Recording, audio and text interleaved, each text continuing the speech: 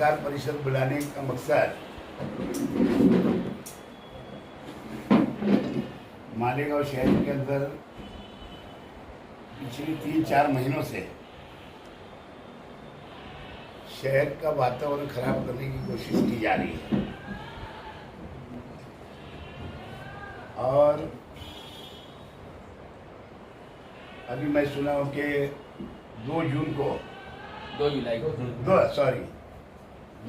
को नीतीश राणे जी आमदार बीजेपी के मालेगांव तहसीलदार है, उनके साथ पुणे के पास क्या वो पीछे घटना घटी, क्या बोलते हो, भीमा वहाँ भी बीजेपी के कोई नेता था उस टाइम, वो घटना के अंदर हुआ थे, वो भी शायद तहसीलदार है, ऐसा उड़ती रिपोर्ट है। और ये बीजेपी का एक, मैं समझता हूँ मालेगांव शहर ही नहीं बल्कि पूरे महाराष्ट्र भर के अंदर ये एक प्लानिंग चल रही। और बल्कि बीजेपी के साथ साथ जो महाराष्ट्र गवर्नमेंट के जो शिंदे ग्रुप के जो आज के सीएम साहब है, उनके लोग भी उसके अंदर कहीं ना कहीं शामिल रहते हैं। और ये दोनों मिलकर के ये घटना घटाने की कोशिश पूरे महाराष्ट्र भर के अंदर कहीं भी, अगर आप लोग हम लोग अगर देखते होंगे अखबारों की न्यूज़ जो है या प्रिंट मीडिया की जो न्यूज़ है या फिर इलेक्ट्रॉनिक मीडिया की जो न्यूज़ है, पिछले 4-5 महीनों के अंदर कई शहरों के अंदर कई घटना घट चुकी। और मालेगांव शहर के अंदर आज से 7-8 दिन पहले भी, बल्कि ऐसा कहना चाहिए कि पीछे जो गढ़ की यात्रा थी उसके जो श्रद्धालु यात्रा पूरी यहाँ से जा रहे थे मालेगांव शहर से होते हुए, नई बात नहीं थी ये, बल्कि हमारे बचपन से हम लोग देख रहे हैं मालेगांव शहर के अंदर, यहीं से वो लोग जाते हैं।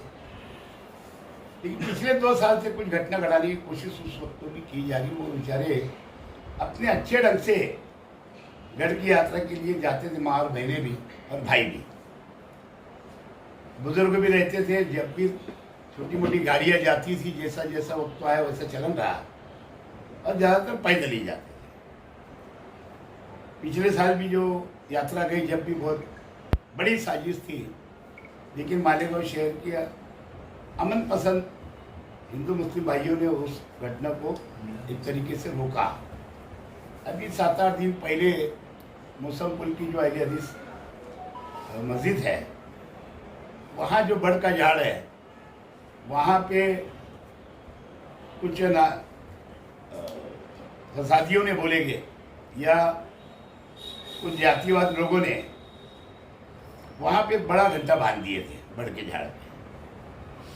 अब मुझे हमारे कोई साथी का बंदे का फ़ोन आया, वहाँ नमाज के लिए गए, तो उसके बाद फिर एक दूसरे को खबर लगी, तो मेरे को फिर आपके ही पत्रकारों में से एक का फ़ोन आया, और बाकायदा फ़ोन आया तो आसिफ भाई तो मुंबई में थे। फिर मैंने एडिशन साहब को, डीवाईएसपी मालेगांव हद्दी के, तो दोनों को फ़ोन करके बोला, फिर वहाँ जा कर के वो घंटा उस वहाँ से निकालिए, वरना वहाँ पे हनुमान चालीसा या वो हिंदू भाई का एक मजहबी तरीका है, हनुमान चालीसा पढ़ना या कहीं भी पूजा करना। लेकिन उन्होंने एकदम मस्जिद की बाजू में जो बड़ का झाड़ है, और बाकायदा वो झाड़ जो मस्जिद की जगह के ऊपर है, लेकिन फ़ोन करने के बाद में उन्होंने फौरन एक्शन लिए। एडिशनल एसपी ने और डीवाईएसपी मालेगांव और तालुका डीवाईएसपी और छावनी पुलिस स्टेशन में उतनी रात को उन्होंने वो घंटा वहाँ से निकाले।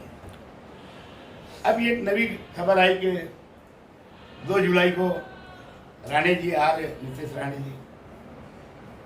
अब मैं समझता हूँ कि जब से सरकार बदली, आज 1 साल हुआ बदलने में, बराबर 1 साल हो गया आज पूरा। आज के जो पालक मंत्री नासिक जिले के हैं और कल के पालघर के पालक मंत्री थे, लेकिन इन्होंने कभी अमन कमेटी की एक मीटिंग नहीं बुलाई। हिंदू मुस्लिम एकता के लिए कोई भी ऐसा तरीका अपनाया नहीं कि भी मालेगांव शहर के अंदर पिछले कई दिनों से कोई ना कोई घटना घट रही, छोटी मोटी या बड़ी, लेकिन उसके ऊपर आज तक उन्होंने अमन के लिए कोई भी न पत्रकारों को बुलाया, न प्रिंट मीडिया को बुलाया, ना ही इलेक्ट्रॉनिक मीडिया को बुला करके या पुलिस डिपार्टमेंट को या इनको बुला करके कोई ऐसा कोई कारनामा उनके तरफ से नहीं बताया कि मालेगांव शहर के अंदर अमन रहना चाहिए। बल्कि मैं समझता हूं कि पालक मंत्री की भी जमीन सरक चुकी है और वो भी चाहते हैं कि मालेगांव शहर के अंदर कोई ना कोई ऐसा 2001 के जैसा दंगल घट जाए ताकि मेरी जमीन सीधी हो जाए। और वही लोकसभा का इलेक्शन अभी आ रहा है और ये जगह जो है धुलिया लोकसभा मतदार संघ की, वो बीजेपी की है और इसीलिए बीजेपी भी उसके अंदर पूरी तरह से इन्वॉल्व होकर के, बल्कि मैं ये देखता हूँ कि मालेगांव शहर के बीजेपी के लोग जो है वो उसके अंदर कम, जैसे कहीं ना कहीं ज़्यादा पेश नहीं रहते, लेकिन आरएसएस के लोग यहाँ के बोलो या बाहर से इनको लाना पड़ रहा दंगल घड़ाने के लिए। तो मैं मालेगांव शहर की हिंदू मुस्लिम सभी भाइयों से गुजारिश करूँगा कि हमको अमन कायम रखना है। हमने भी एक अमन के नाम पे 2 जुलाई को 1 बजे का परमिशन मांगा है। हाँ, इंसानियत बचाओ के नाम पे, और उसके ऊपर हमने भी परमिशन मांगा है उसी दिन, सेम डे। मैंने आज भी एडिशनल एसपी साहब से भी बात किया कि भाई हमको भी उसी दिन का परमिशन चाहिए। 2 घंटा पहले उनसे मेरे मोबाइल के ऊपर बात हुई, उनसे बोला कि मैं अभी पत्रकार परिषद बुला रहा हूँ और मेरी जो बात है वो मैं अपनी बात रखूँगा। जो हमारा आगरगढ़ के ऊपर पहले से ज़्यादातर हमारे प्रोग्राम या कोई भी राजकीय प्रोग्राम हमारे होते थे, तो अपना जो झगड़ो आयल मिल है वहाँ से हम 1 बजे लोगों को 2 जुलाई को, मेरा अमन पसंद आवाम से गुजारिश है कि अमन के नाम के ऊपर एक मोर्चा निकालना है। सभी शहरी हिंदू मुस्लिम भाइयों से मेरी गुजारिश है कि आप लोग वहाँ पे सब एक सफ़ेद झंडा लेकर के, अमन का झंडा लेकर के आप लोगों को वहाँ आना है, केडी ऑफिस के सामने है, और वहाँ से हम ये अमन का मोर्चा निकाल करके यहाँ से होते हुए डायरेक्ट गांधी जी के पुतले के पास हम जाने वाले हैं। और क्योंकि गांधी जी भी अमन चाहते थे और अमन के नाम पे उन्होंने अपना तरीका, और उनके साथ साथ हमारे बहुत सारे बुजुर्ग लीडर उस जमाने के, या मौलाना अबुल कलाम आज़ाद हो या मोहम्मद अली जौहर हो या फिर उस टाइप के जितने भी ऐसे हमारे अमन पसंद हिंदू मुस्लिम लीडर थे, उनके ही रास्ते के ऊपर हम चले गए और ये शहर के अंदर अमन कायम रहना चाहिए।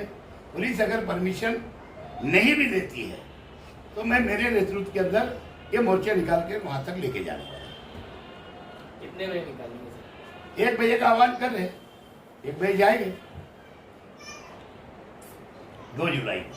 तो ये जो नीतीश राणे आ रहे हैं उसके जवाब में है या फिर ये आपका प्रोग्राम अलग है? हमारा अपना प्रोग्राम जो है अमन के लिए। हाँ, हम किसी के बहुत खिलाफ बोलने वाले नहीं हैं, बल्कि ये आमदार साहब की भी जिम्मेदारी है। खाली जिम्मेदारी मंत्री की, पालक मंत्री की नहीं है। इन्होंने कम से कम वोट दिए हैं राज्यसभा में और विधान परिषद में, कहीं ना कहीं लाभ मिल रहा है। उनके फोटो भी ज़्यादा उद्घाटन गडकरी जी बुला लेते, पालक मंत्री बुला लेते, तो कम से कम इनकी भी जिम्मेदारी है ना। इनको जिम्मेदारी से बचना चाहिए ऐसा नहीं है, तो इनकी भी जिम्मेदारी है ना। ये तो अच्छी बात है कि कल नमाज हुई, वहाँ उन्होंने मुख्तसर सा बोल दिया, किसको बोले पता नहीं, लेकिन वही अगर अमन की बात करे होते, वही अगर पुलिस डिपार्टमेंट को परिचय बनाए होते या तो ये तो राजकीय भाषण करते थे जब देखो, जब ईद हो बकरीद हो, है। ये पहली टाइम बकरीद के अंदर देखा मैंने, हजरत अब के आज को नहीं गए, है ना। 3-4 दिन से न्यूज चल रही थी, ये सब सुन्नत है वहाँ आकर के नमाज ईदगाह के ऊपर अदा करना चाहिए, है ना।